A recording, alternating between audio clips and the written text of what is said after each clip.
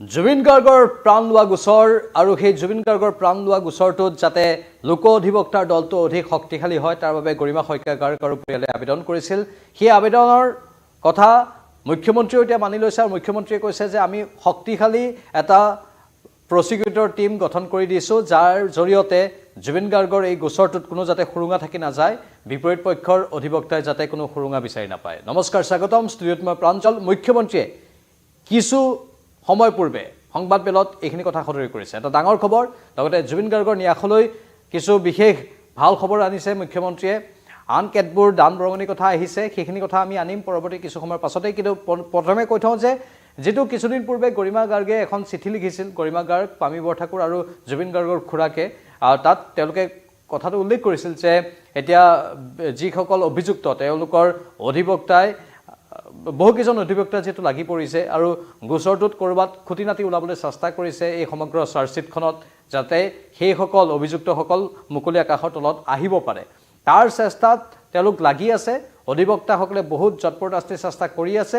কিন্তু এতিয়া মাত্ৰ এজন লোক অধিবক্তাই যিহেতু সমগ্ৰ SITৰ গোচৰটোৰ এই চাৰ্জশ্বিটখন সন্দৰ্ভত তাঁতবাতি কাঢ়ি আছিল আৰু তেওঁ অকলেই SITৰ হৈ চৰকাৰৰ হৈ যুঁজি আছিল।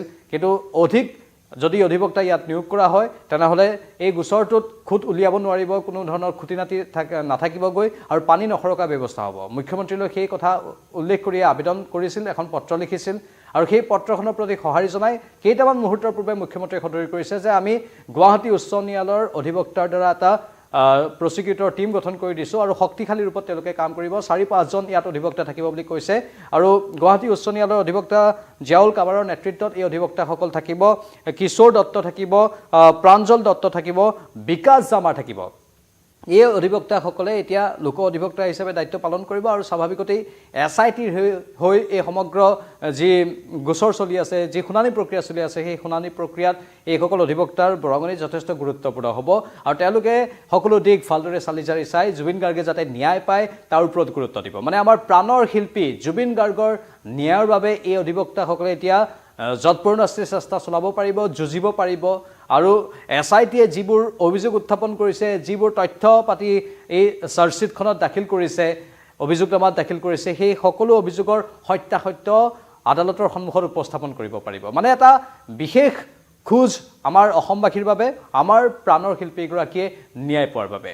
আৰু এইটো এটা বিশেষ ভাল খবৰ হিচাপে বিবেচিত হৈছে। আমি পুনৰ কৈছোঁ, পূৰ্বতে এগৰাকী মাত্ৰ লোক অধিবক্তা আছিল, এতিয়া আন 4জন ইয়াৰ সৈতে যোগ হৈছে। মানে 5জন অধিবক্তাই এই সমগ্ৰ গোচৰটোত SITৰ হৈ বা চৰকাৰৰ হৈ যুঁজিব আৰু এই সমগ্ৰ প্ৰক্ৰিয়াত এই 5জন অধিবক্তাৰ ভিতৰত এতিয়া নতুনকৈ যিকেইজন যোগ হৈছে, পূৰ্বতে এজন আছিল, এতিয়া আন 4জনৰ নাম আমি ক'ব বিচাৰিছোঁ আকৌ এবাৰ। গুৱাহাটী উচ্চ ন্যায়ালয়ৰ অধিবক্তা জিয়াউল কামাৰ, কিশোৰ দত্ত, প্ৰাঞ্জল দত্ত, বিকাশ জামাৰ। আৰু এওঁলোকে এতিয়া এই সমগ্ৰ ন্যায় ব্যৱস্থাত SITৰ হৈ যুঁজিবলৈ সক্ষম হ'ব। আৰু সমান্তৰালভাৱে মুখ্যমন্ত্ৰীয়ে আন কেতবোৰ কথাও কৈছে। মুখ্যমন্ত্ৰীয়ে কৈছে যে জুবিন গাৰ্গৰ নামত যিটো ন্যাস গঠন কৰা হৈছে, সেই ন্যাসটোক 5 কোটি টকা ৰাজ্য চৰকাৰৰ তৰফৰ পৰা আগবঢ়োৱা হ'ব।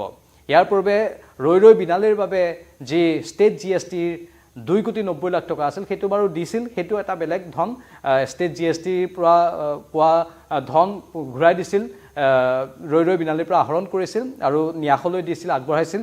এতিয়া অতিৰিক্তভাৱে ৰাজ্য চৰকাৰে 5 কোটি টকা ন্যাসৰ বাবে আগবঢ়োৱা হৈছে, যাতে জুবিন গাৰ্গৰ সৃষ্টিবোৰ, জুবিন গাৰ্গৰ কৰ্মবোৰ মানুহৰ মাজত লৈ যাব পৰা যায় আৰু চিৰ যুগমীয়া কৰি ৰাখিব পৰা যায় আৰু মানুহৰ হকে, প্ৰকৃত লোকৰ, প্ৰকৃত জনসাধাৰণৰ হকে যাতে এই ন্যাসটোৱে কাম কৰিব পাৰে। যিখিনি লক্ষ্য বান্ধি লৈছে ন্যাসটোৱে, সেই লক্ষ্যখিনিত যাতে উপনীত হ'বগৈ পাৰে, তাৰ বাবে মুখ্যমন্ত্ৰীয়ে কৈছে যে অতিৰিক্ত ৰূপত ৰাজ্য চৰকাৰৰ তৰফৰ পৰা 5 কোটি টকা আগবঢ়োৱা হৈছে এই ন্যাসৰ প্ৰতি। এটা ভাল খবৰ, ইতিবাচক খবৰ।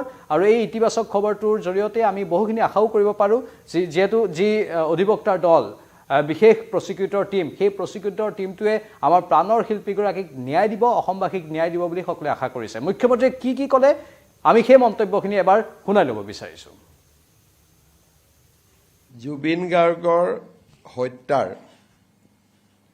ন্যায়িক প্ৰক্ৰিয়াত চৰকাৰৰ পক্ষ যুক্তি সহকাৰে আদালতৰ সন্মুখত ৰাখিবলৈ আমি এটা বিশিষ্ট আইনজ্ঞসকলৰে সৈতে লৈ এটা স্পেচিয়েল পাব্লিক প্ৰচিকিউটৰৰ টীম এটা গঠন কৰোঁ। জিয়াউল কামাৰ গুৱাহাটী উচ্চ ন্যায়ালয়ৰ জ্যেষ্ঠ অধিবক্তা, তেখেত এই গোটেই গোচৰটোত স্পেচিয়েল পাব্লিক প্ৰচিকিউটৰ হিচাপে দায়িত্ব পালন কৰিব। অধিবক্তা ব্ৰজেন্দ্ৰ মোহন চৌধুৰী, তেখেতে এডিশ্যনেল স্পেচিয়েল পাব্লিক প্ৰচিকিউটৰ হিচাপে কাম কৰিব। অধিবক্তা কিশোৰ দত্ত, তেখেতে এছিষ্টেণ্ট স্পেচিয়েল পাব্লিক প্ৰচিকিউটৰ হিচাপে কাম কৰিব।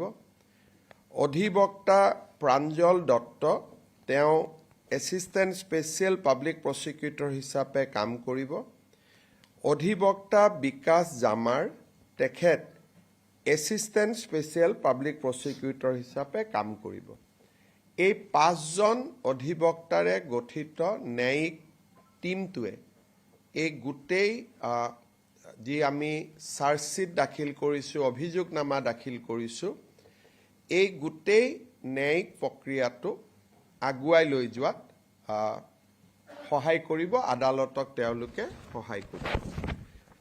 আজি আমাৰ কেবিনেট বৈঠকত জুবিন গাৰ্গৰ পৰিয়ালে জুবিন গাৰ্গ ফাউণ্ডেশ্যন বা ন্যাস খোলাৰ বাবে যি সিদ্ধান্ত লৈছে তাকো কেবিনেটে আদৰণি জনায় আৰু এই ন্যাসলৈ ৰাজ্য চৰকাৰে 5 কোটি টকাৰ এটা বৰঙণি আগবঢ়াবলৈও সিদ্ধান্ত লৈছে। আমি ৰৈ ৰৈ বিনালে 2,90,00,000 টকা দিছোঁ, কিন্তু সেইটো চিনেমাখনৰ পৰা পোৱা বা GST আৰ্জিত। অতিৰিক্তভাৱে ট্ৰাষ্টত যাতে জুবিনৰ স্মৃতি ট্ৰাষ্টটোৱে সুন্দৰভাৱে সংৰক্ষণ কৰিব পাৰে, গানৰ বিভিন্ন ধৰণৰ গীতবোৰ সংৰক্ষণ কৰিব পাৰে, এটা মিউজিয়াম বনাব পাৰে, বিভিন্ন কামত আমি এককালীনভাৱে 5 কোটি টকাৰ এটা ট্ৰাষ্টক সহায় বা আৰ্থিক সহায় আগবঢ়াবলৈ আমি আজি কেবিনেটত সিদ্ধান্ত গ্ৰহণ কৰিছোঁ।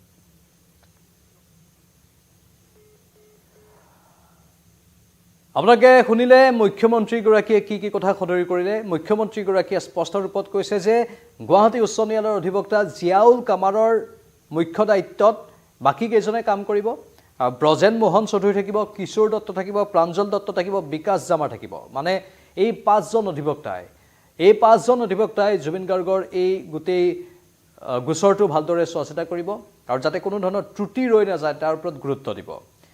আমি আশা কৰিম যি পাব্লিক প্ৰচিকিউটৰ গঠন কৰা হৈছে, এই পাব্লিক প্ৰচিকিউটৰসকলে যাতে আমাৰ প্ৰাণৰ শিল্পীগৰাকীয়ে ন্যায় পায় তাৰ বাবে সকলো ধৰণৰ চেষ্টা কৰিব আৰু সেইটোৱে আশা কৰা হৈছে। মুখ্যমন্ত্ৰীয়েও সেই আশাৰেই এওঁলোকক নিয়োগ কৰাৰ কথা সদৰি কৰিছে।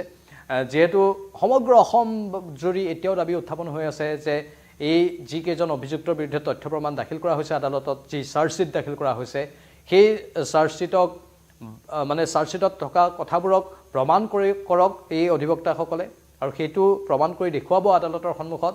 কাৰণ প্ৰতিটো আমাৰ আইন ব্যৱস্থা, গণতান্ত্ৰিক আইন ব্যৱস্থা আৰু প্ৰতিটো তথ্য প্ৰমাণ আদালতে ভালদৰে বিচাৰে আৰু আদালতৰ ওচৰত প্ৰতিটো তথ্য প্ৰমাণ সঠিকভাৱে জমা দিয়াটো, উপস্থাপন কৰাটো অধিবক্তাসকলৰ দায়িত্ব। সেয়েহে এই অধিবক্তাসকলে অতি নিষ্ঠা সহকাৰে কামটো কৰি আমাৰ প্ৰাণৰ শিল্পীগৰাকীৰ লগতে গোটেই অসমবাসীক যাতে ন্যায় দিয়ে সেইটোৱে আশা কৰা হৈছে।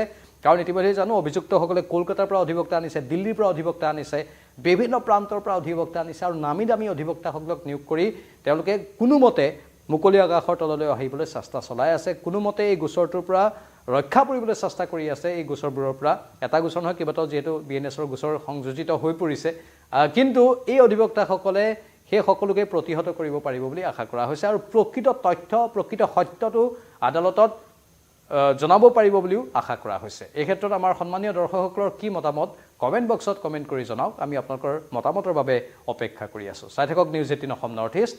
নমস্কাৰ।